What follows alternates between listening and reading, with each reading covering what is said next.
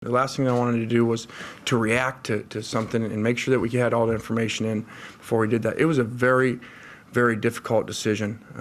These are two kids, as you mentioned, that we recruited that sat with their parents, sat with them, with the people around them in their house, and this has been very tough on me.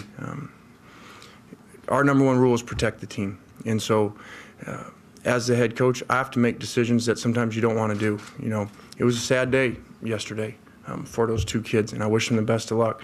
They obviously made a very, very poor decision, but we can't allow that to be part of our team. That decision making can't be anywhere near what we're doing, and the last thing that I can do is have something like that go on, keep people around that did that, and go back in and sit on a couch with somebody next year and the year after and say, when you come here, we're going to have a great culture. This is the best place for your son to come.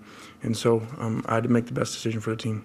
It's tough, you know, especially when in that case with Nikis, you know, because we recruited him, and but also it's the reality of the business, you know, and you know those young men having to be accountable. It's always tough because it's somebody's child, and you know, and you form that relationship with them, and you help foster that and go through that maturation process with them. So when you lose them, you know, it's tough, but you know, you learn how to move on and you know capture the guys that you have there, and hopefully everybody learned a valuable lesson, unfortunately, from their mistakes, and we get better from it. I think it's always important to take a strong stance on discipline, whether you've been doing it for 20 years or 1 year.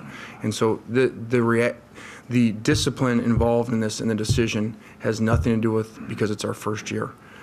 It has to do with because of how our culture will be and what we're going to build here for the future. So that's irrelevant to me.